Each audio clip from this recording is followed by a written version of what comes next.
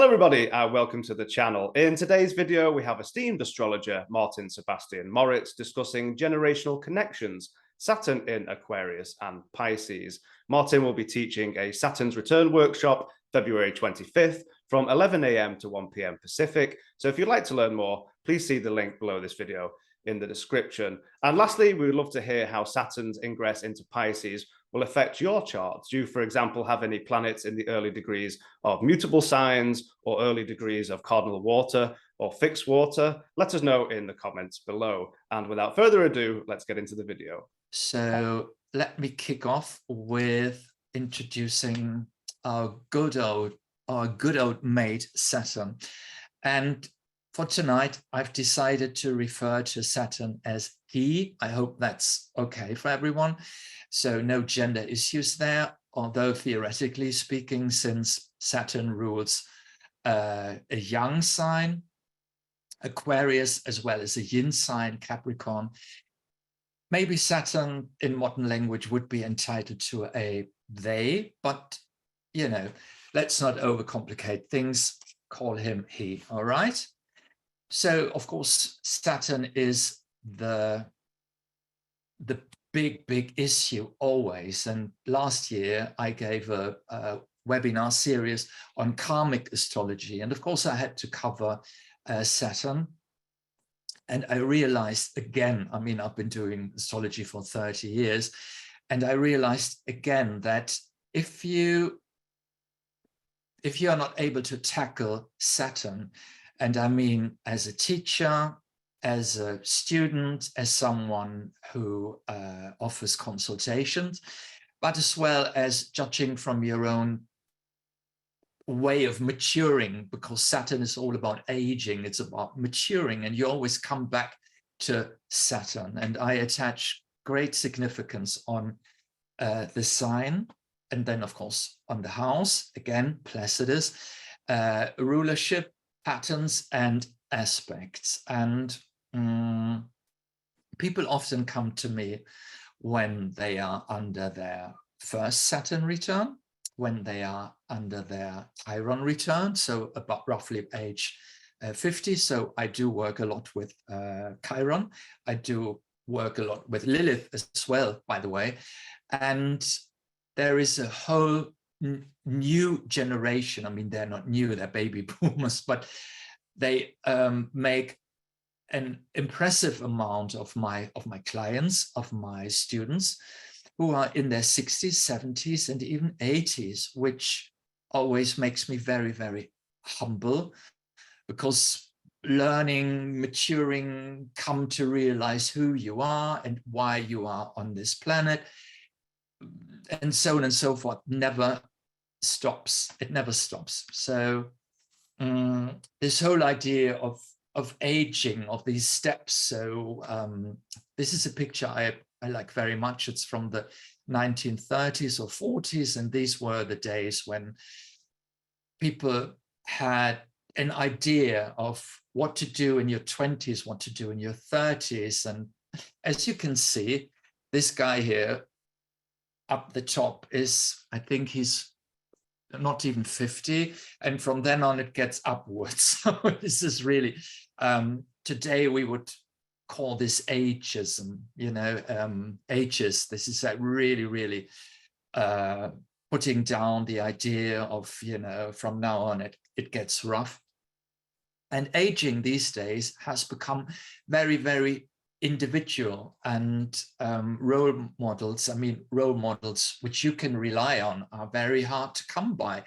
So at the end of the day, we all have to find our own way of maturing, of how to tackle aging and maturing. And, you know, I mean, plastic surgery is one way of owning your age, but there are many other ways. And I'm really thankful to be living at a time where everything seems to change, because to every trend there is a contra trend. So in my experience, this whole youth fetishism is on one side of the spectrum, whereas embracing age, so you could call it pro-aging, if you will, has become the contra trend, and we all could choose how we want to age, and that's really liberating. So let's start with talking a wee bit about generations in a minute, because if you surf the internet, you will come across impressive charts like these, and the topic is always like what sort of employee a certain member of a certain generation makes up, so that as an employer, you can find the perfect way to make them be as efficient as possible as an employee. So it's a bit, yeah, you know, it's very one-dimensional, but there are other aspects. But just let me tell you beforehand, I will spend ample time on Saturn in Aquarius as opposed to Saturn in Pisces. Whenever Saturn changes signs, it's exciting for us astrologers because we would expect a certain subtle change in, you know, in public consciousness. But please bear in mind, if you are to encounter one of your Saturn returns, end of 20s, end of 50s, this will be extra special, so to speak. And coming from Aquarius to Pisces is particularly interesting. Let's call it that. Interesting, challenging, fascinating, because it's going to be a bit murky and muddy and mysterious. And also, don't forget, it's not only that Saturn has spent 2.5 years in his domicile, Aquarius, but before that, he has spent time in his other domicile, Capricorn. So at the end of the day, Saturn has spent 5 glorious years in his domicile. So really feeling at home. And it's not that these signs enable Saturn to do magic tricks or what have you, but it's really places where he can do whatever he does best in a positive as well as in a challenging way. And people born with Saturn in Capricorn or Saturn in Aquarius usually are resilient in some way or other, whereas people in Pisces are different, are really, really different. And I will shed a lot of light on that later. So let's see. Oh, okay. Oh, yeah. I just wanted to mention that if you come to my workshop, I will talk about Saturn in each and every sign and how a Saturn return differs in each and every sign. Yeah, just that you don't get the wrong impression that I only talk about, you know, Aquarius and Pisces, and all the other signs are not important at all. They are, of course. Right, so to put us in the right mood, this is what I found on the internet, and I do adore these pictures so much. Apparently it's a father and his son, and over, I don't know, a period of maybe 20 years or even more. And so on the top left-hand side, it's a young father with his baby boy, and at the right-hand side bottom, he has matured to be a proud granddad, and his son has become a dad, and apparently it's another boy. So something has come full circle, and I really, really find these pictures so endearing, also on account of 2 male protagonists not being shy of showing tender gestures, as it were, because I think this is a valid topic, masculinity and how to deal with that. But that's a whole different game. let's do another workshop on that. All right, so to kick off, what constitutes a generation? Because in my point of view, the term generation is, used ever so lightly. And the amazing thing is that we just have to deal with, it's a kind of label. So if you know the year in which you were born, you will automatically fall in a generation. And they come with really, really boring titles. So Generation X, Generation Y, or Millennials, or Generation Z.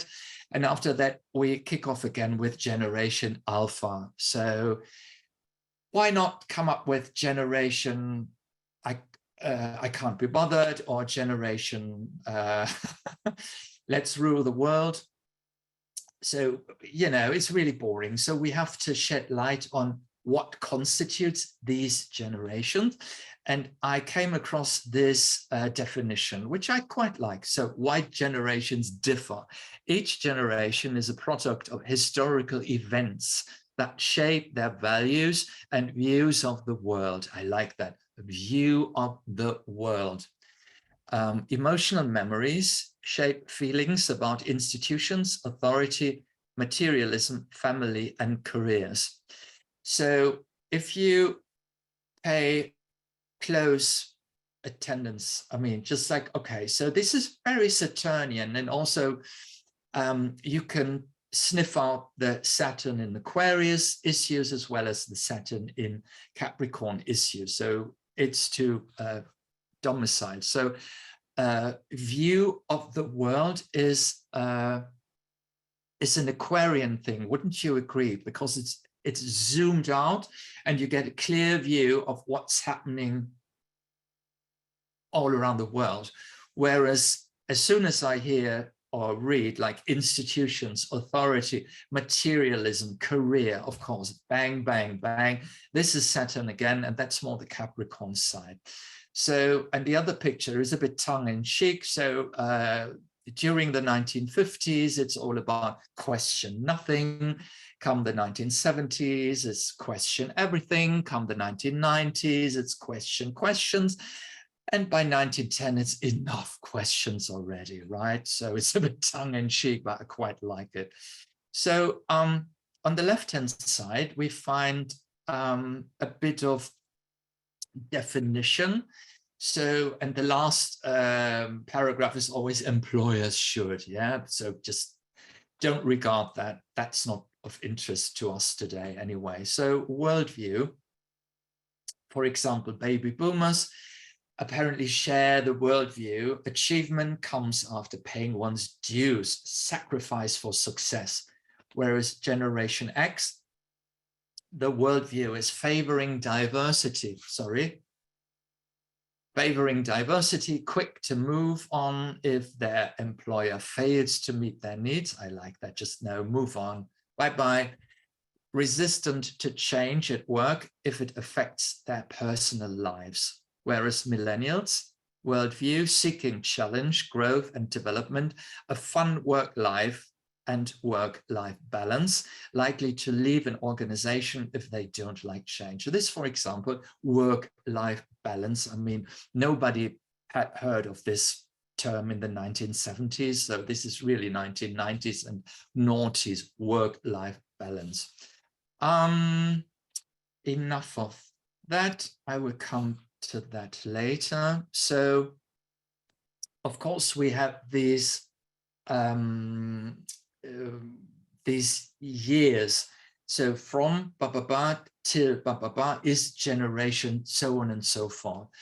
And just to give you an idea, and these numbers might not tell you with what you find on the internet, because sometimes they differ by, I don't know, like 1 or 2 years, but this is what during my research I came across and I'm sticking with. And as you can see, normally a generation consists of about 15 years, save of the baby boomers. And you will come across other definitions where these years from 1945 to 1965 are broken down into shorter chunks, but that just, you know, becomes more muddy. So let's stick with that, and let's just treat the boomer years, these 20 years, as the exceptions. Other than that, you will come across the odd 15 years, right? So at the moment, we are, you know, under the regime of the Alpha generation, which means that people who are now, I mean, kids who are now, you know, 10 years old or 13 years old or 12 years old or what have you. And I just had, I just gave a talk about children and their charts, because grandparents and parents, of course, come to seek advice. And we came across a very interesting issues, because one grandmother had problems, if you will, with her grandson, because he isn't able to concentrate at school, and apparently he isn't much up to finding a career path. I mean, he's still young, he's 12, but still. And all the other students just were so into it and just said, oh, listen, I mean, he is part of a different generation and he will march to a different drum. So future generations, I mean, people who are now, children who are now in their teens, when they are in their 20s and 30s, they might not see the world through a career lens at all, but have much other, have very different priorities. So I find that really intriguing. Let's not forget about it. So, okay, when you think about 15 years, which planet spends about 15 years in a sign? Neptune, da-da. So Neptune, as we all know, spends about 14 years in a sign. And theoretically speaking, because Neptune is one of the generational planets, but let's double check. Okay, so the silent generation, that's something, isn't it? I mean, what a label to call people who were born between 1928 to 1945 a silent generation. I find that a bit thick to swallow, but never mind. So this a bit more or less tallies with Neptune and Virgo, because Neptune was in Virgo up to 1942, 1943, like in the midst of World War II, but not quite. But at the end of the spectrum, you will see that Neptune has been in Pisces from 2011 onwards, and this tallies with generation Alpha, but that's the only thing that tallies. All right, hold on. Here we go again. Of course, then we have Pluto, but Pluto is so wobbly. I mean, come on, he spends about 12 to 33 years, so even more unreliable. I mean, generation Z tallies more or less, but you know, this isn't much help, is it? But if we think about, okay, so what about Saturn? Of course, Saturn only spends 2.5 years in one sign, and that can hardly make up for a generation. Of course not. But since a generation is about 15 years long, it's half a Saturn cycle. So we might have an inkling of how Saturn might pay into that.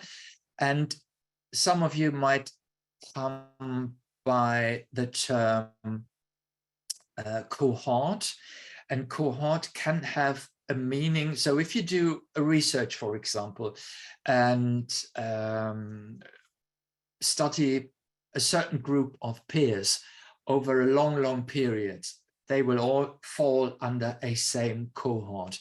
And my idea with dealing with Saturn in signs is always, these are the peers that we grew up with. We went to kindergarten with them, we went to school with, maybe went to uni with them, and they will usually fall under the same Saturn sign or just one neighboring sign, but mostly all under one Saturn sign. Now, the interesting thing is, coming to think of it, a Saturnian way to live, to be part of the material world, and of course in Western society, it's all about what you accomplish. And if you look around, we all grow up in a very competitive environment. It's about marks, it's about competition, who is best, who is second best, who is the last, who comes last in his class, and so on and so forth. And I don't know how many of you have gone to reunions, because I find them really, really fascinating. Because, I mean, obviously anything can happen. You might not recognize your former fellow schoolmates again. Some have really, really altered, not in a good way, and you might feel triumphant, like, you know, this person used to look down on me or bully me even, and look, I mean, look how great I turned out compared to you, sort of. I mean, I'm being extreme here, but also I have experienced the other extreme. So people who I found really insignificant, never recognized, turned out brilliantly and seemed to find happiness or career opportunities. So it can be really, really intriguing to compare yourself, because it's a Saturnian thing. You compare yourself to your own potential as well as compare yourself with your peers. Sorry, I lost the word peers. All right, so our topic, of course, is Saturn in Aquarius and Pisces. And during my research, I found this here. So look at the baby boomers. So the generation of the baby boomers roughly ended by the mid 1960s. So Saturn in Aquarius from 1962 to 1964, and then Saturn in Pisces from 1964 to 1967 was a sort of like transition period. So the boomer generation came to an end under Saturn in Pisces, and the generation X started with Saturn in Pisces. So it's a bit of a transition period. While there is a perfect tally under the millennial generation, if you can see that. So Saturn in Aquarius 1991 to 1993, and Saturn in Pisces 1993 to 1996. So bang. So we have the last years of the millennials tally with Saturn in Pisces. Of course, the last sign of the zodiac. And this phenomenon will repeat itself with generation Alpha, right? As you can see there. So I always find the signs Aquarius and Pisces the most difficult to grasp. They both are a bit of different, and it's all about being different than others and defining yourself. So they don't have much in common, but at the end of the day, they do have in common that they are the last signs of the zodiac, and they both need a certain time to describe them to your students. Or if you learn astrology, I think it's easier to define the other 10 signs, but if you go further and further, and then you come towards the end of the zodiac, hold on, I have to, my cat is moaning, hold on. Yeah, it's good. Oh, come on. Sorry. All right, because you never hear the end of it.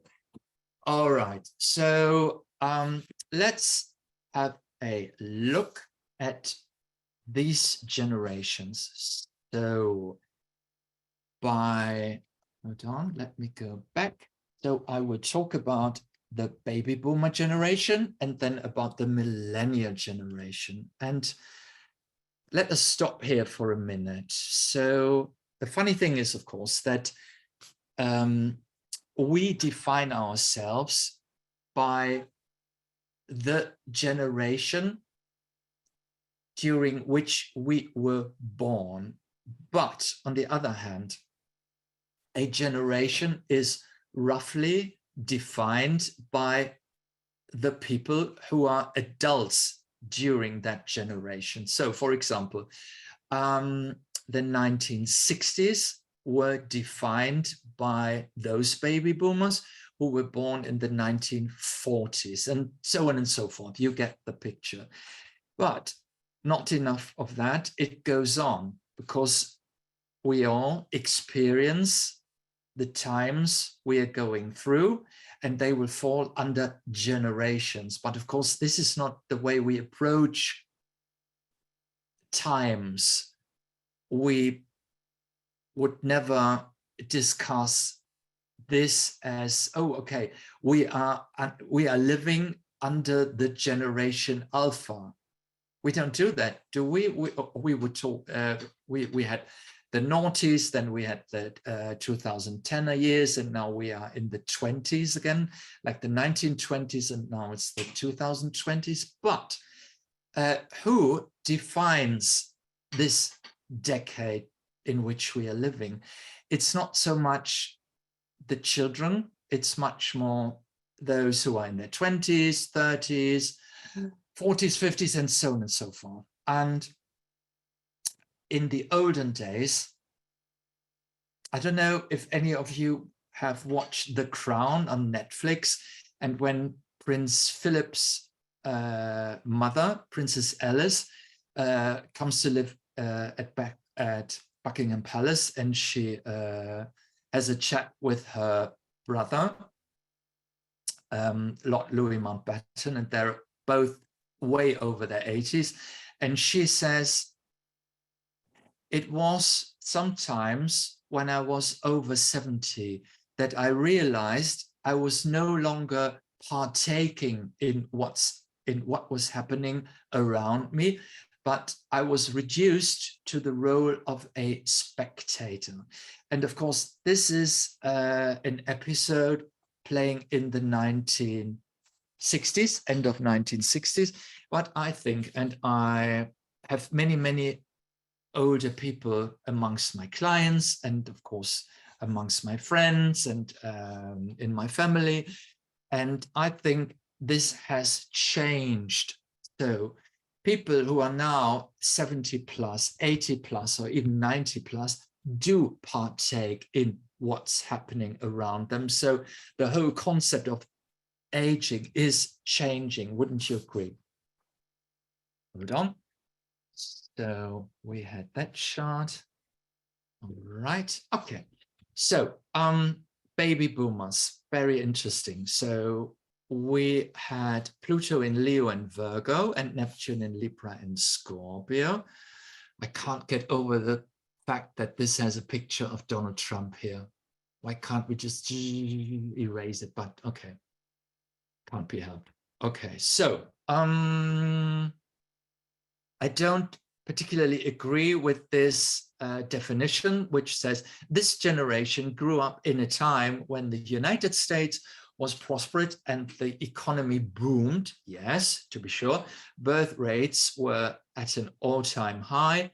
No more world wars were going on, and the world was at peace for a while. Well, of course, I am German, and in Europe, it was a whole different game because the Cold War began kicking in, and Germany was divided, and we lived at the proximity of the Iron Curtain. So I would say the baby boomer years were the height of the Cold War.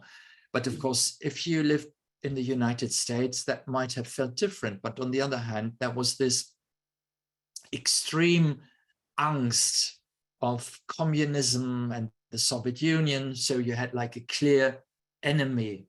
So the world was like good guys, bad guys, capitalism versus communism. And that was that. So you might argue that the world was a much less complex place, and you only had one way, and that was like up, up, up, up, up. So after the war, it could only get better, of course. So my mom and dad, for example, fall under that generation. And as far as I recall, they were really, really, so they knew how to party, but they knew how to work very hard as well. And they did both wholeheartedly. And they really had their pay raises, and they were both very successful in their careers. And then they retired, and they had their good income, and they're still alive and kicking. And yeah, kudos to them. But after that, life would never be the same again, because every other generation after that did not have that one-dimensional view of the world, those wonderful economical possibilities. So that was the end of them. So of course, what I really like is this main attributes. So focused on self-growth, optimistic, ambitious, ethical, loyal, team-oriented, values relationships, most influential generation in history. So let's digest that for a minute, because they are not called baby boomers for nothing, because there are so many of them. There are so many of them. For example, in Germany, 1964 is the year in which most babies were born. So there are many, many people born in 64, whereas come 69, there are only like a third of them, because it was after the pill was introduced and was available to the masses. So it went like, and then, you know, it wobbled up and down, but it never got to the height of 1964. All right. So Generation Y, or millennials, fall under Pluto in Libra, Scorpio, and Sagittarius, and Neptune in Sagittarius and Capricorn. And they really are marked. So the end of the generation is Saturn in Pisces. So let's have a look at what this generation is defined by. And of course, this is a bit, you know, it's a bit cliche, but also we have to have something we can look up and maybe discuss. So this chart says, sorry, it's a hedonistic society, playful and creative, online and offline, tech savvy. It's the first generation having to do with globalization, and the most important event was 9/11, flat hierarchies and social networking. And what I really love is this term Peter Pan generation, and a certain angle of narcissism. But, you know, let's not be too harsh, because if you break it down, what does this Peter Pan syndrome mean? It just means that your environment encourages you to stay young and youthful as long as possible. Or if you twist it, there is no way of aging, becoming old. Could be cool. No, cool is to stay youthful. Cool is to be able to reinvent yourself time and again. And this, and this is a very Saturnian thing, wouldn't you agree? Can put you under a lot of pressure. Like if you are not allowed to settle down or to grow old, but you always have to be on top of things, always have to be well informed, always have to reinvent yourself.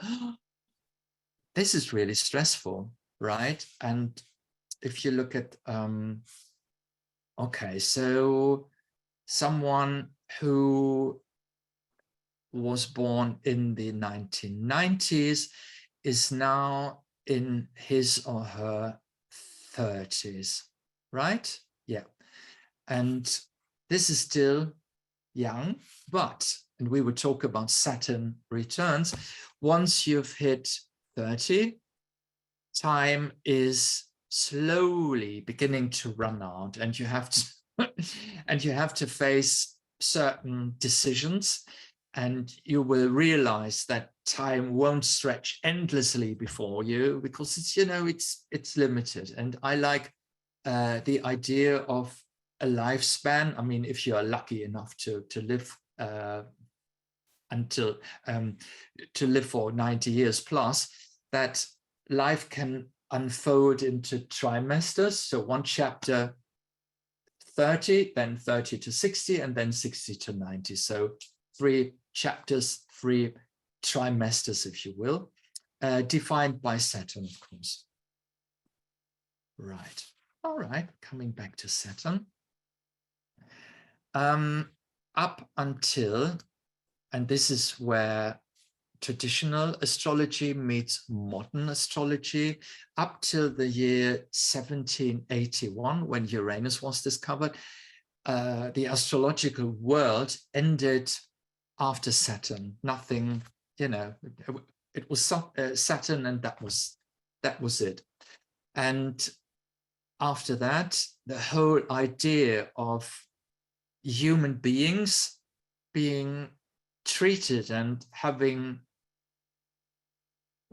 the scope to see themselves as individuals came to life, because at the end of the 18th century, so much had happened until then, and it was the age of revolutions and of self-freeing and of humanistic worldview and so on and so forth.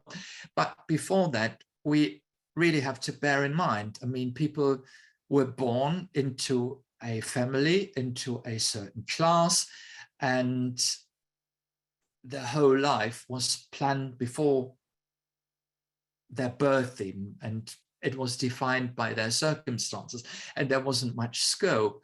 And these days, of course, there is sometimes too much scope, which also can be overwhelming. If you are constantly made believe that you can reinvent yourself, or, I mean, I work as a couple therapist, and you know, all these online platforms where you are invited to, you know, if you're not happy, just go on this dating platform and you will find someone new, just, you know, like that. And this is, of course, wrong. It's wrong to assume that you can endlessly reinvent yourself. There has to be a limit, Saturn. And also, it's not worthwhile to work on your relationship. It's much more convenient if you just, you know, chuck your partner and then find a new one. But after all, this is what society, and not very subtly so, tells us. So the whole idea of a Saturnian limitation, as opposed to a Uranus-based worldview, that there are no limits and that you have to break free and reinvent yourself all the time, is at odds. And that's really interesting, I think. And we will debate this later. So at this point, I'd like to introduce you to what I really find helpful, is that if you look at a chart and you see, I don't know, Saturn in Virgo in the 3rd house, in a sextile with Uranus and so on and so forth, it's very tempting to get carried away with your assumption of how that particular Saturn placement plays out in this or that chart. But you always have to ask yourself in which way, on which level, the individual, the chart owner, has by now embodied his or her Saturn. So that's why I work with a concept of different stages. And by stages, I don't mean that you evolve and then, you know, you stay on that level of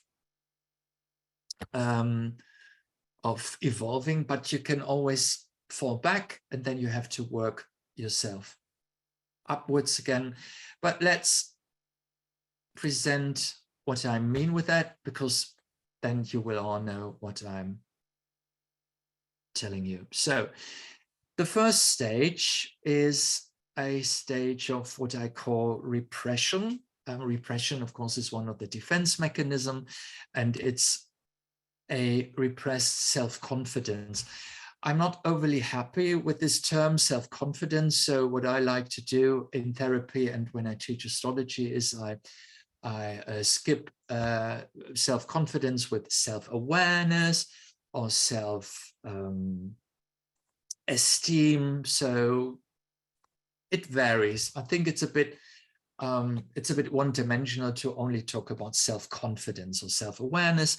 But and children, of course, feel their Saturn in this mode because they have no other means, because when you are a child, of course, you deal with your parents and other authority figures in a different way compared to when you are an adult. But sometimes people stay stuck at this mode and they don't grow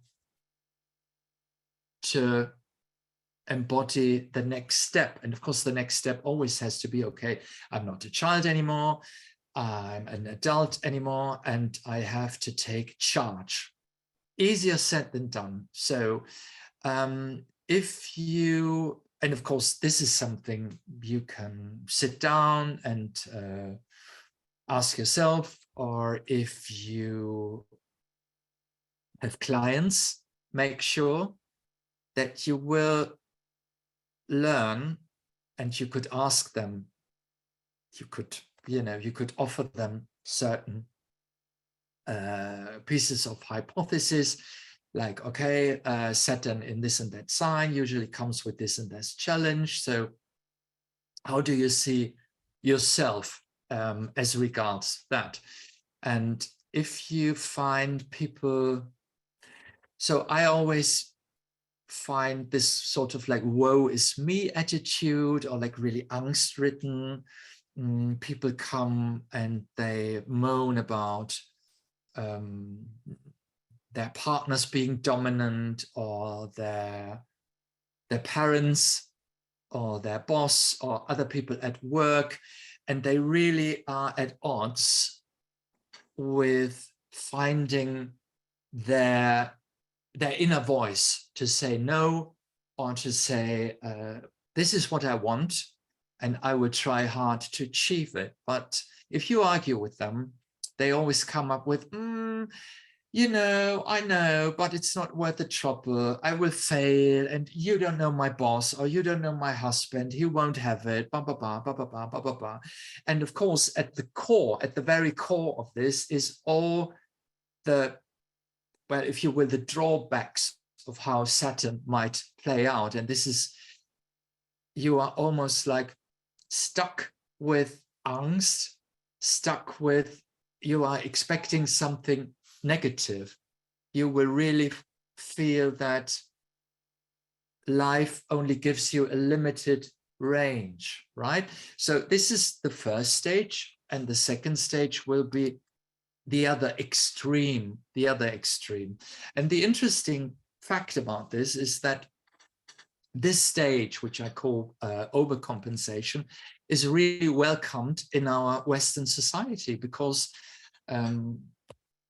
I don't know about you, but in Germany, if you ask somebody how you're doing, you always have to respond, I'm very busy. Yeah, because as soon as you say, oh, well, you know, I'm on holiday, or, you know, it's just like, what? So people will judge you like, oh, well, you are such a loser. Yeah. And we are encouraged to really make the most of our careers. So to be an overachiever is not frowned upon. Quite on the contrary. Yeah, he's an overachiever, or even, and this is interesting because the term burnout, which of course is a modern word for being depressed. So you might experience a severe depression, but if you label it burnout, people will think, oh, he has been busy, or she has been really, really at it. What a career. And it's even something to be proud about. Like I've worked myself nearly to death. That's something good. And times are changing, and we are learning to take care of ourselves, to say no. And this is where this life-work balance comes into play. But more often than not, people have to get at the point where they can't, you know, they have run out empty, and they're really desperate. And only after that, they come to realize they have overdone it. Nobody will thank them for it, and they've just wasted away their precious Saturnian energy, right? So, I mean, if you compare these two stages, and of course they are extreme, they are really extreme, but this is how Saturn can play out. Saturn can be a pretty extreme planet in our chart. So we might wobble from one extreme to the other. And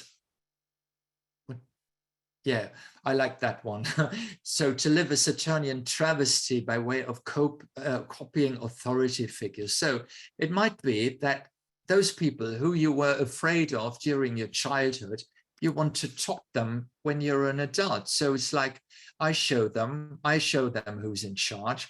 And also you will realize that as part of like an inner team, you have the moon side, so the inner child, so to speak, and then you have the overcritical authority figure.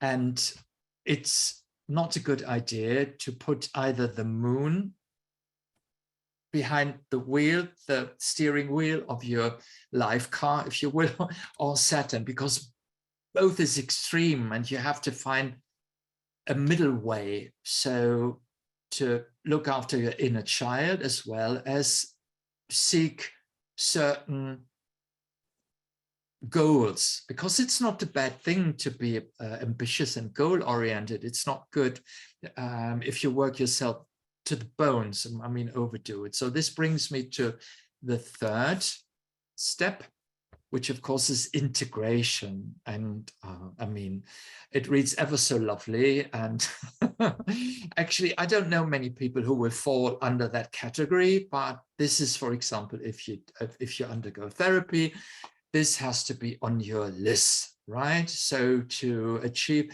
a healthy feeling of self-efficacy, taking on responsibility without guilt or shame, making decisions. And I always argue it's a different game if you, yeah, because in particular, my couples whom I help out, they come and always do the blame game. It's about, it's your fault.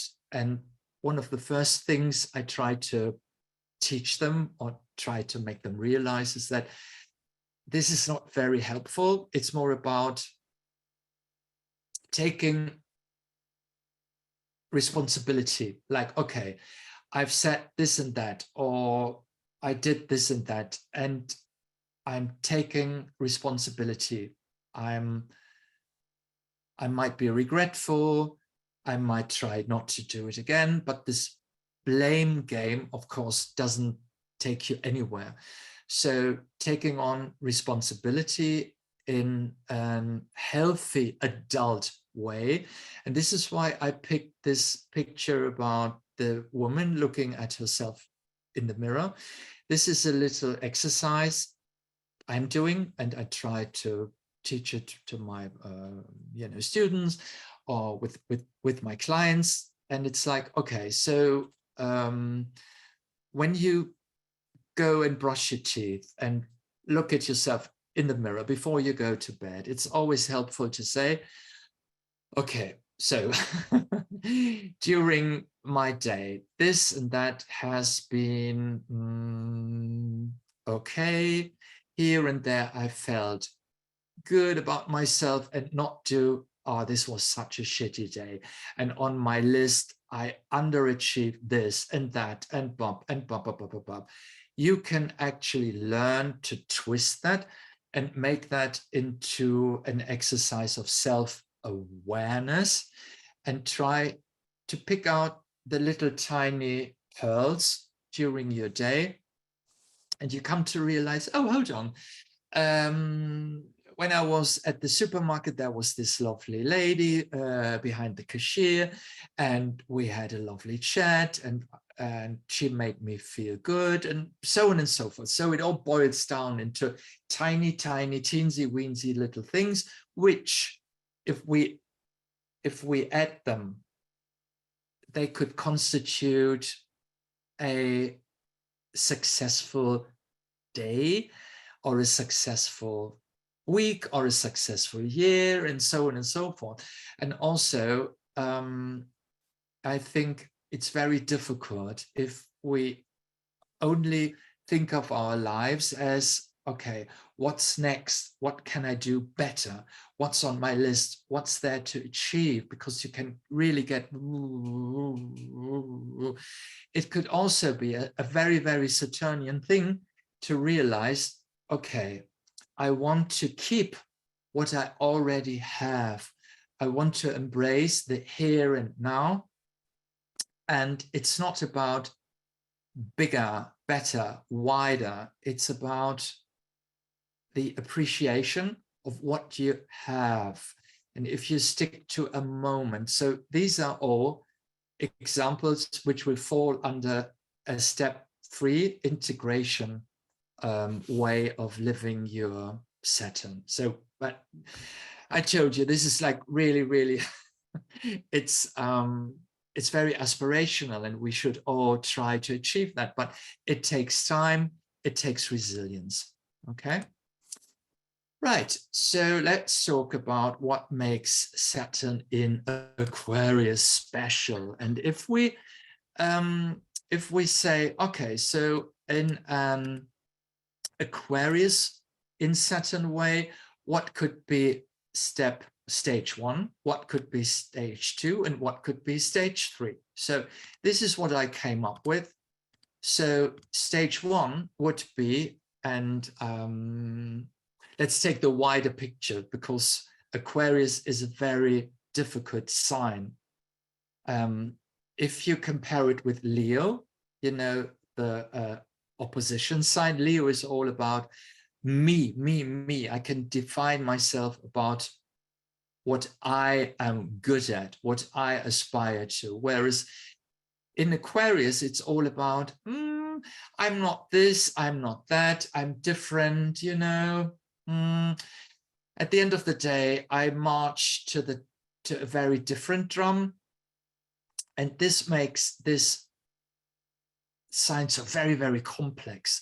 So on the one hand side, it's a very friendly sign. It's the sign of friendship. Yeah, it's the sign of being able to zoom out and to see how everything is connected, how to get the humanitarian angle of to approach life, because the Aquarian sign is all about, well, I wouldn't say loving people, because love is a water issue, and this is an air sign. Sorry. So it's about more embracing humanity. It's about we are all in the same boat. Yes, but. So you are all in the same boat, but actually I won't join you. So it's all a bit in theory. And if you are born with Saturn in Aquarius and are experiencing stage 1, you might find yourself being stuck in this alien mode. So these are the children who would find themselves at odds as compared with the rest of the class. But on the other hand, if you have a whole class of children with Saturn in Aquarius, these are all aliens. So basically, as a teacher, you will have to deal with a whole class of everybody marches to a different drum, and everyone might feel that they are like the outlaw or the black sheep, and this could constitute a sort of togetherness, but in a rather twisted way. And when these children grow up, they might, if they overdo the Saturn in Aquarius angle, to become a bit aloof on the inner side. So they might appear friendly from the outside, but then again, from the inside, they might feel disconnected. And again, and please contemplate on this, the sign in which Saturn stands, and to a certain degree, also the North Node and Chiron, is always the sign with which we are at odds, which is really foreign territory, and which we really have to try to come to terms with, to own it, to embrace it. And that takes one Saturn cycle, and more often than not, at least 2 Saturn cycles. So this is really the sign on which you have to work on, which will not present itself as, I am your friend, you are very welcome here. No, not really. So what people what natives with Saturn in Aquarius should aspire to is a feeling of independence, but without feeling aloof. So it's a bit of finding the right balance also in a relationship. Like, I can be close to you, but please don't suffocate me. But I don't want to hurt you either. So let's find a friendly balance between being near and being free, right? So this is all about true friendship. And please don't forget, you also have to be your own friend. I mean, as RuPaul so famously said, if you can't love yourself, how in the hell are you going to love somebody else? Which is something, as a therapist, I deeply believe in. So to become your own best friend is never a bad advice. All right. So also it's about the ability to grasp correlations without losing common ground, without becoming too aloof and too nerdy. So it's about zoom in and zoom out. And that's what makes this placement, Saturn in Aquarius, so very, very ingenious, because they can be able to zoom in and zoom out. This is a talent, by all means. Okay, so I called this owning and reinterpreting otherness. So it's about, I am different, I am the other, and everybody else is the others. But you can play around with this, and otherness can become interesting, friendly. So it doesn't necessarily mean otherness is something cold and distancing, and you know, it can be something friendly as well. All right, these are some famous people born with Saturn in Aquarius. It's Roman Polanski, Ruth Bader Ginsburg, Johnny Depp, Cara Delevingne, Farrah Moan, who is a famous drag queen. I don't know if you're familiar with her. Christopher Isherwood, who wrote these famous Berlin books, you all know the movie Cabaret with Liza Minnelli. That's based on one of the books of Christopher Isherwood and Jodie Foster, right? And I picked, sorry, hold on.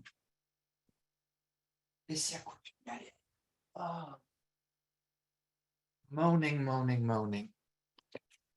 Well, he's usually very friendly, but as soon as I'm doing a webinar, he's moaning and complaining. Okay, so this is a significant, something significant. Hold on. I have now this. I don't want this. Hold on. I want this to go away. Never mind. Okay, so this is the end of the Cold War, interestingly enough. 1st of February 1992. It's after the Soviet Union has collapsed officially. And this is, of course, George Bush and Mikhail Gorbachev.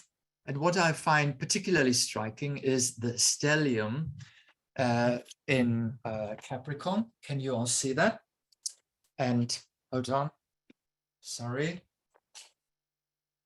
Sorry. My cat is such a nuisance. All right.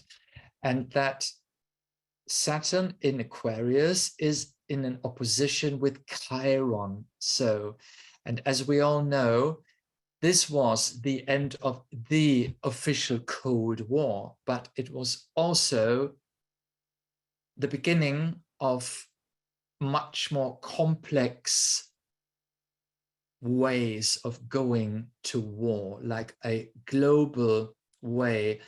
It was about the kickoff of the age of terrorism, of extremism, and of course the Gulf War was just around the corner. So this is a bittersweet moment in history, if you will.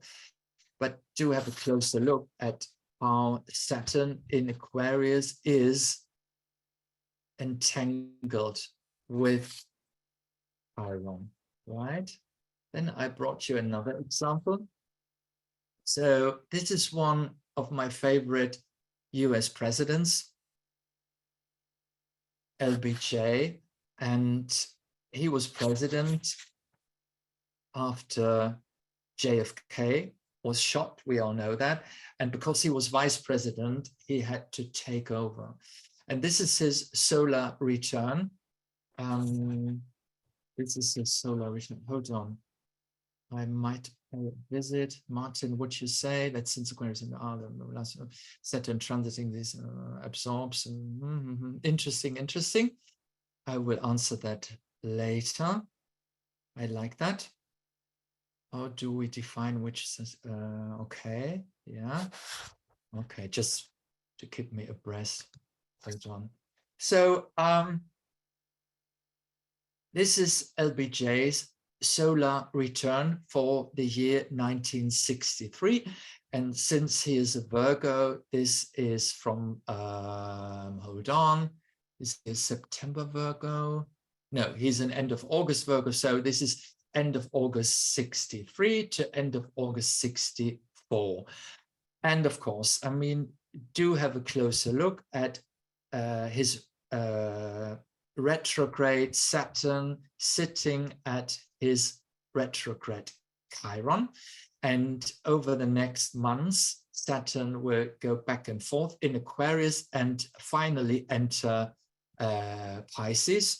So he will be president from the end of 63 until 68, when Richard Nixon took over. And these years, not only in the US, but in particular in the US, were really, really defining moments in history, because poor old LBJ is oftentimes only judged by the Vietnam War and not by all the other good stuff he has achieved, because during his presidency, the Democrats had the Congress and the House of Representatives, and so they were able to get a lot of laws legislated, and that was really, really luxurious. I mean, that only happened, I think, once again for Obama, but only for 2 years, I think. So he really had free reign, at least when it came to domestic issues,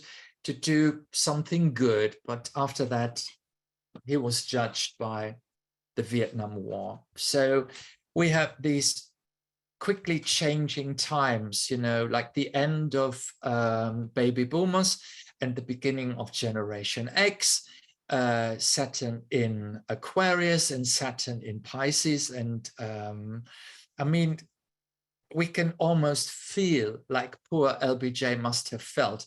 I mean, Saturn at his Chiron, which is in his 6th house, so the house of serving, of health. He had health issues, and as soon as Saturn entered his 7th house, that was his election. It wasn't his re-election because nobody elected him beforehand, because he was vice president, but he won by a landslide. I think that was the biggest landslide in US history in 1964.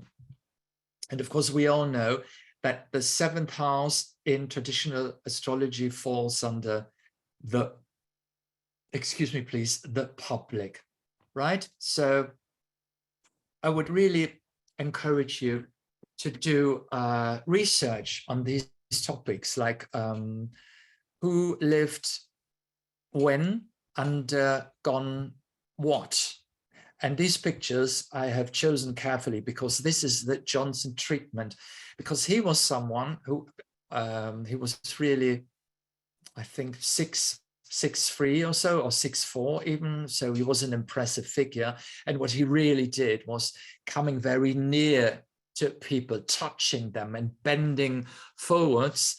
So the other person was forced to bend backwards. This is really, this is so, I mean, he was such a character. I would really love to do more about LBJ. All right, so here I picked some. So for example, here, Senate passed the Civil Rights Act, the Voting Rights Act, and so on and so forth. Right, this is Roman Polanski, who was born in 33 and who had his Saturn return in 62. And this was his first film, his first, I mean, full feature film, a Polish film, and he won many awards in Vienna, in Venice, and he was even nominated for an Oscar. And that was the very first time that a Polish director was nominated for an Oscar. If you know anything about Roman Polanski, he had a traumatic childhood because many of his family died in the concentration camp, and he had to hide as a child in the woods. And later he emigrated to France, where he became an international star. Of course, more trauma was around the corner because his wife, Sharon Tate, was slaughtered in 69, sorry. But all his movies, and I'm sure you know Rosemary's Babies, or many more, or A Bitter Moon, and these are all very, very creepy pictures, and they all deal with angst, and they all deal with the feeling of having to succumb to a certain situation. You get entangled, and this is his lifelong topic. And if you have a closer look at his retrograde Saturn in the 4th house, so it's about childhood. And of course, he emigrated to France, later to the US.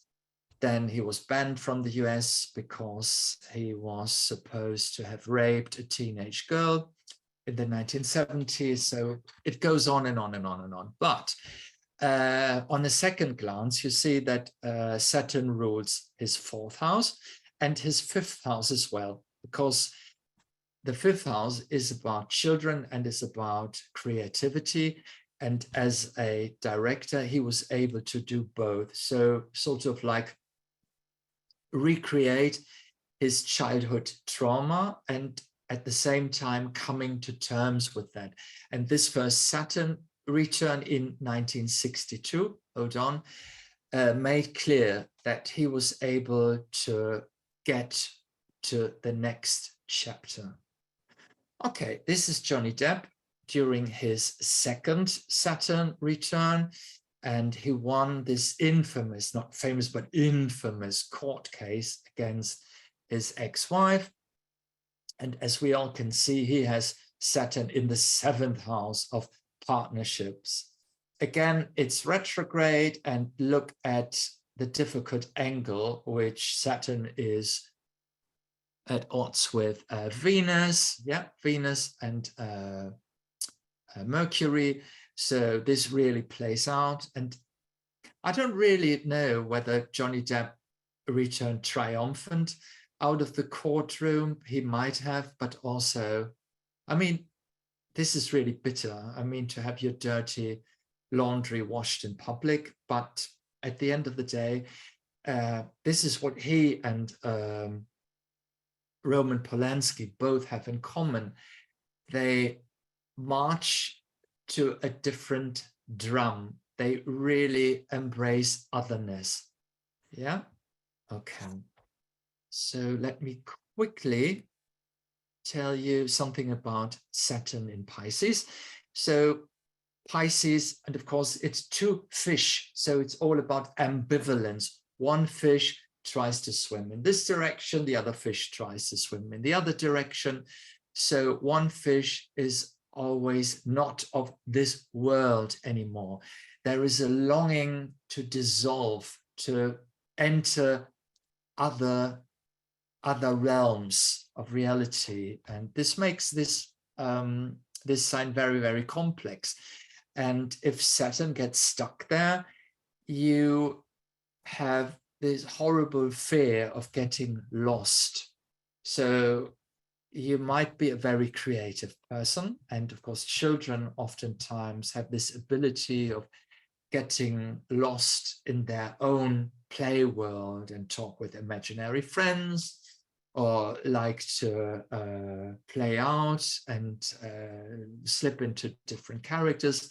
But on the other hand, they are very, very prone to find reality harsh, and that their life is one disappointment after the other.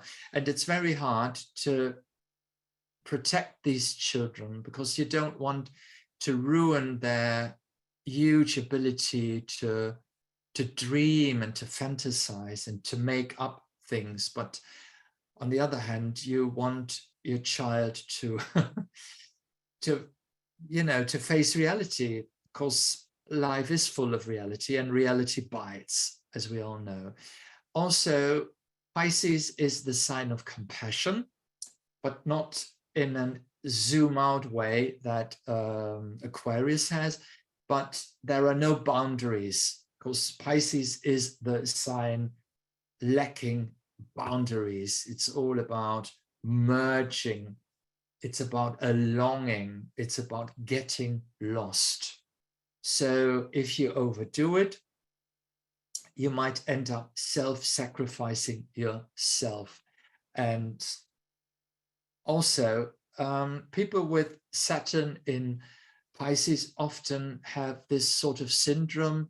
They feel the world hurting. They feel the hurt all around them, and there is no way that they can protect themselves against this, this constant invasion of feeling over compassionate. So you overdo it, and you want to help, you want to rescue the world, and by doing that you get lost, of course. This is when drugs or alcohol, or anything you do in extremes. I mean, workaholic is workaholism is a sort of drug, if you will, or overdo sports or watching movies. Everything can be in an extreme and serves you as a means of like numbing yourself. So we have this very, very extreme on one, so the spectrum starts with you are overwhelmed, and the other spectrum is you overdo it. So you get lost in this whole murky, mysterious water. And the final step should always be to try to find true brotherly love. I mean, by lack of a better word, brotherly or sisterly love. So it's about, of course, we are all connected, and on a soul level, there is no distinction between you and me. We are all the same, if you will, but there has to be a level of pragmatism. Like, when do I want to feel compassionate? I mean, take myself, I'm a psychotherapist, and if I would feel overly all the pain that my clients are undergoing, I would be washed out all the time. So I had to find a means of distancing myself. And when the door closes, I really try to like, okay, these are not my problems. These are not my problems. So that was hard work, because when I started out, I was overwhelmed. I was absolutely overwhelmed. And you have to deal, and I mean, I don't have Saturn in Pisces, I have Saturn in Aries, which is a different game, but still, it's a Neptunian or Piscean issue to get lost, right? And you have to find a way of not to do that, because what good is there? It's not good, right? If you want to help, you have to do it in a pragmatic way, okay? So these are some people. I don't know whether you know some of them or all of them. You might know Mark Gatiss. It's a British actor who has this, and he was in the Sherlock Holmes series. Or I'm sure you know Jim Henson, creator of The Muppet Show, or Tyler Henry, the famous Hollywood medium, and of course J.K. Rowling, Elizabeth Arden.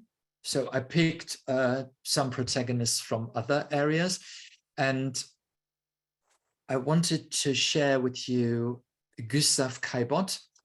I don't know, you might be familiar with his art. So this is one of his most famous pictures.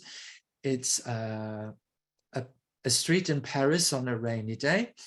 And he was part of the Impressionist group in Paris. And he was the only one out of this group who didn't have to live on selling his paintings, because he was a millionaire. He inherited a fortune from his grandfather, from his father, from his mother, and from one of his brothers. So by 1878, when he was under his first Saturn return, he was of independent means. And what he did was he supported his fellow Impressionist painters. So Monet, Renoir, Degas, because he was in awe of their talent and he didn't want them to suffer. So he had this huge collection of art, and he died when he was in his early 40s, and he had this forbearing because everybody in his family had died at a young age. So he grew up with a distinctive impression that he had to squeeze out his life and get lost in a pleasurable way, if you will, in his art. And in his compassion. And when he died, his collection was, he bequeathed it to the French state.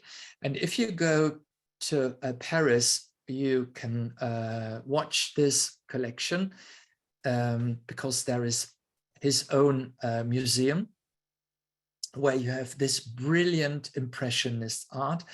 But his body of art was only discovered in the 1950s because his art was auctioned off to private collections, and it never saw the light of the public before the 1950s, 60s, 70s, whereas all his impressionist painter colleagues were famous by the year 1900 or 1910, and you know, all these postcards and posters, and but he was a late bloomer. I mean, so late he only became famous like 100 years after his death. So if we have a look at his chart, he has Neptune in the second house, and Neptune in Pisces.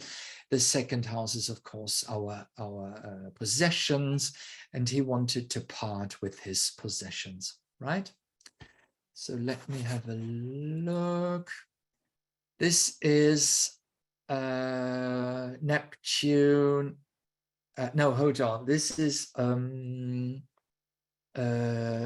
Saturn in retrograde in Pisces in 1995.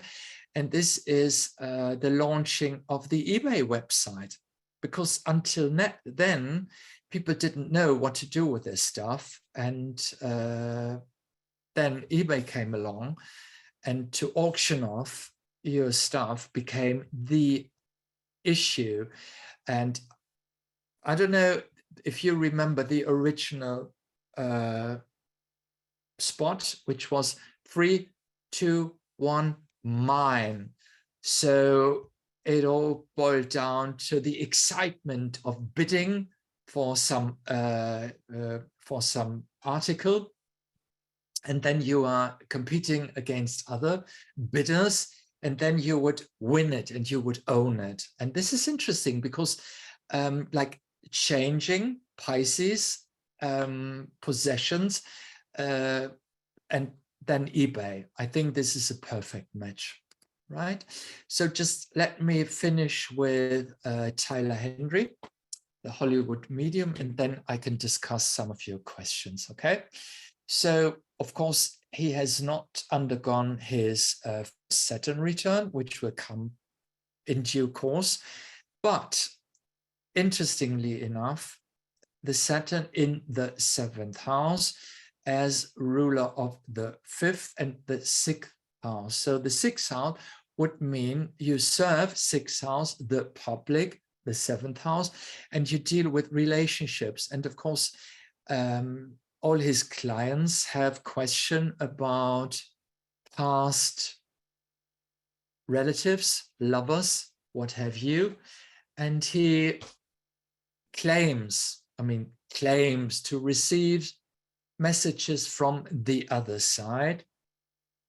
And the sheer idea of making a career and having a Netflix series based on his talent, being able to get in touch with the other world, is a phenomenon in itself, wouldn't you agree? And of course, if you look at the Pluto at his IC, a Sun, Neptune, Uranus conjunction, and you know, there are other placements here, but as a member of his generation, I think to combine glamour, Hollywood, with a wish to help, to be compassionate, to be a medium, to be of service, is Saturn in Pisces, wouldn't you agree? All right, just again about my forthcoming workshop. So I will cover Saturn in each and every sign and introduce you about how I interpret Saturn. And I have absolutely fascinating case studies like Marilyn Monroe in 1955, probably the happiest year of her life, Kaiser Wilhelm or Edward the Seventh, but that's what I will cover in some case studies. Okay, so this will be a workshop for you guys where you can really get to the bottom of things and really get to understand what your Saturn in your chart is telling you or wants from you. Okay, now I'm open for your questions. Okay, can you quickly touch on the mundane collective influence of Saturn in these signs? Sure, of course. Let me go back. Hold on. So, the difference between Saturn in Aquarius and Saturn in Pisces is always that in Pisces, Saturn has the risk of getting lost in chaos and being, on the one hand, over passionate, and on the other hand, being tempted by deceit, by frauds, by over victimization, and what we all have been experienced. And I'm not sure if you have on an individual or on a collective level, and this is, I have to write it down because it's so difficult. Of course, it's okay, it's compassion fatigue. That's very Saturn in Pisces, because if you become so compassionate, and of course, I live in Germany and the Ukraine is not so far away. And there are researchers now claiming that the war hopefully will be over by summer. But I can already feel, I mean, the war in the Ukraine hits the news every day, but we don't pay that much attention anymore, because once your compassion has been, you know, dried out empty, and you need your compassion for other stuff. And we can expect in 23 that our compassion will be needed everywhere. We will be surrounded by so much pain and so much suffering, and at the same time, so much willingness to help, so much willingness to embrace the idea of the world is hurting. And that's different from Saturn in Aquarius, because Saturn in Aquarius is about dealing with ideas, how to tackle things, for example, technology, innovations, which might come into fruition this year. And that's a huge difference. But those 5 years with Saturn in Aquarius and Saturn in Pisces always deals with how to deal with humanity, how to serve the world. But Saturn in Aquarius, of course, is more resilient, versus Saturn in Pisces has more scope as to coming up with totally new ideas, but ideas not born out of technical curiosity, but more ideas born of the sheer necessity of not being selfish, if you know what I'm saying. So we might find ourselves in new circumstances where people come up with new ways to help people who suffer. And this, of course, can swing in both ways, because as soon as you, for example, donate money or want to be part of a worthy cause, some people will take advantage of that and, you know, fraudulence and stuff like that. So, I mean, it's two fish and they can swim in both directions. And as it's Saturn, it can become stuck, right? So what else? Will you be covering Saturn in the houses? Yes, I will. How would you view an aspected Saturn in Aquarius? You know what? To go with Liz Green, and Liz Green always allows a rather generous orb. You might find that your Saturn isn't unaspected after all. You just have to allow a large orb. I can see Cal popping up. Would you like to help me with sorting out questions? I'm so sorry. My computer went haywire again, so I apologize. Do you have the Q&A questions in front of you? I have. Mine have disappeared. I apologize. I can help you with that, Martin. Sorry, you were just going for it, so I didn't want to interrupt you, but I'm happy to help you with that. So Yes, the next question is, I've heard a generation of changes when Jupiter and Saturn conjunct every 20 years. Is that correct? What's your thought on the Jupiter-Saturn conjunction? Sorry. The generational changes. Yeah. When Jupiter and Saturn are conjunct every 20 years. Yes. That in traditional astrology was always very important. But I mean, I think we have to differ between astrological generations and generations. So as I told you beforehand, we might not be able to connect with Generation X, Generation Y, and so on and so forth, particularly if we compare that with astrological cycles. So I think there is a wee bit of a difference. So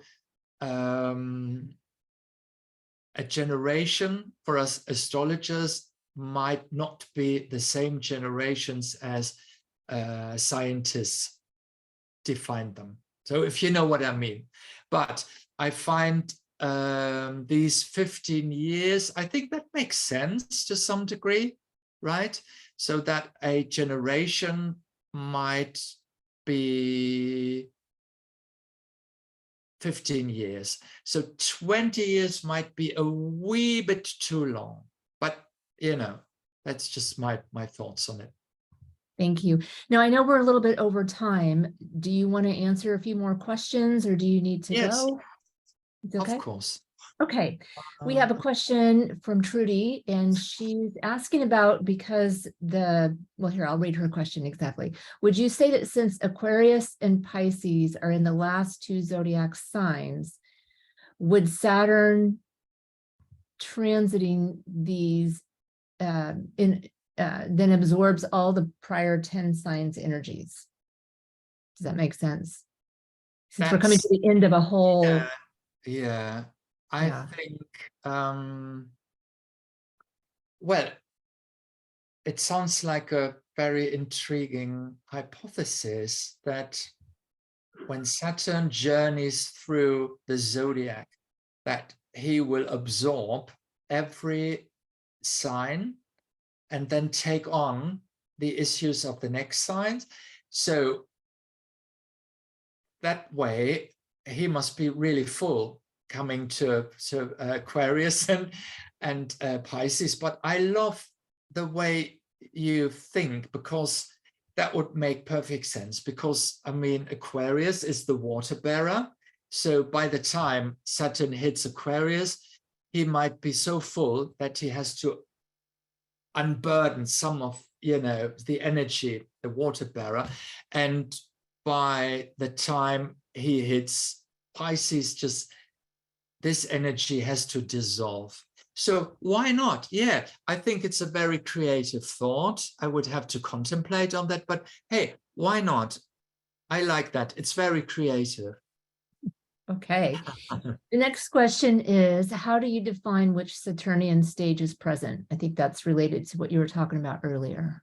Yeah, we are in a transition period. So it's the end of Saturn in Aquarius and the beginning of Saturn in Pisces very soon. And I don't know who brought up the topic, but during the last days, I have I've just read, for example, the discussion about the whole house system, you know, Chris Brennan and Deborah Holding. And I find this so intriguing because Saturn leaving Aquarius, you know, it's about mental clarity, and then entering Pisces, where we might all in the astrological community, and just, I mean, I'm praying for that, might find that each and every way you practice astrology, if you do it in a good way, has its merits, right? So I do see the controversy, but I really want to stay out of it. And I really, really hope for a peaceful ending to this. Does that make sense? Yeah, and Nadia, if we didn't understand your question or answer that, would you just pop something in the Q&A so we can understand better? I'm going to move on to the next question. Do you have thoughts on Saturn finding its joy in the 12th house? You know what? That always puzzled me, because as an psychological astrologer, I would always assume that, for example, Saturn in the water houses, and most of all the 12th house, comes with a lot of angst. These people oftentimes have bad dreams or can't stand of being alone or be left alone. But, and I think I had a talk with Lynn Bell about that, and she said, well, Martin, see it this way. In the 12th house, you are really easily get lost. And if you have Saturn there, Saturn will see to that you don't get lost. So that is the joy factor to it, if that makes any sense at all. But still, from a psychological angle, I would always say that Saturn in one of the water houses comes with serious issues. But that's just my experience. I mean, the funny thing is I have Sun in my 9th house, and someone told me, oh, you have Sun in the house of its joy. I said, oh, okay. So I had to read it, and I said, oh, wow. So I'm really blessed and highly favored. But, you know, I myself find the Sun in the 9th house a really restless affair, which makes me really nervous. So if that's what joy is defined by, okay. I'm having a lot of joy. Okay. What impact does a retrograde Saturn have in the natal chart? Yes, that's a very, very important issue. And just touching on it ever so quickly, whenever a planet comes in a retrograde mode in a natal chart, the first thing that always comes to mind is this planet needs to be taken care in a different way. So you have to go backwards, you have to circle around the block a couple of times, you have to allow a certain amount of time for this planetary energy to unfold.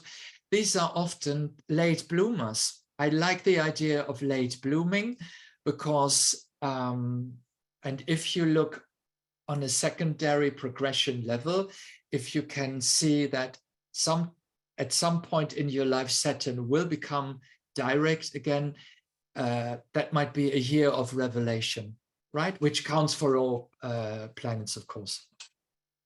No question, not exactly about the topic of this, but in the beginning, Martin mentioned working with Lilith. Yeah, I absolutely have to do something about Lilith, absolutely. And I work with mean Lilith, okay? But let's come back with a Lilith webinar another time. Yeah. I wanted to let you know that Nadia did clarify her question about the stages. So she wanted to know, are the 3 Saturnian stages a more psychological concept or an astrological placement? It's a psychological concept because merely by looking at a birth chart as an outsider, you would not be able to judge whether the native is in the first, second, or third stadium of Saturn. So you have to ask, of course, you have to, and this is what I always try to teach my students when they take on consultations. It's like, you know, you have to ask a lot of questions to really feel where the client is coming from. Don't overdo showering your clients with your knowledge of their chart. It won't do any good. And it's not a sign of genius if you just assume that they are coming with these and that issues. That's not the game. So if you do a consultation, of course, you have to do your fair amount of probing and of asking. So you will get to know the client and will see where he or she is by way of Saturnian stages. Okay? Okay, so maybe we'll take 2 more questions, because now I know that we've taken almost an extra half an hour of your time. Does that sound okay? All right. There's a question about if Saturn had an upgrade during its Pluto transits in Capricorn, and if more consciousness came about through that time with the government-based controls. Yeah. Saturn highest energy conscious business. Yes, absolutely. So Saturn in Capricorn, Saturn in Aquarius can enable to do very, very concrete deeds, because this is what Saturn wants at the end of the day. And if, for example, Saturn in transit or in the chart of a nation is in a significant placement, then this is what can happen. And Saturn in Capricorn, of course, is even more concrete than Saturn in Aquarius, because Saturn in Aquarius can be more about ideas and innovations and not so much about deeds, if that makes any sense. Yes, great. And I think that this question is a very fitting question to wrap up our webinar tonight. So we have a question from Pam, and she wants to ask you, what gifts do you think Saturn is leaving us as we leave Aquarius? I think a gift. I like that. Yeah, I like that. I think it's this zooming out idea that the earth is hurting, the world is hurting, and that we are all in this together. So to zoom out, Aquarius really enabled so many people to realize how serious the whole situation now is. And zooming in again, finding new ways of tackling the problem, you know, energy crisis, environmental issues, new sources of energy, and so on and so forth. These are definitely gifts Saturn in Aquarius has bestowed on us. Okay, wonderful. I'm sorry we didn't get to all the questions, but we got most of them answered. And thank you, Martin, for staying with us an extra half an hour to answer questions. No problem, my pleasure. Yes. So thank you. And thank you to everyone for joining us today. We really appreciate it. We will have the replay posted on our YouTube channel. Cal's going to get that posted sometime this week, and I'll send the link as well in the email newsletter. Oh, and there's lots of hearts and thumbs up and hands. So thank you for that. We appreciate that. And we will be back with the workshop with Martin on February the 25th. And we have popped the link in the chat box a couple of times. Hopefully you have seen it. And you can find that on our website at keplercollege.org. If you go to the section called workshops, you'll see it there. Please sign up, and we hope to see you in the workshop. Thanks, everyone.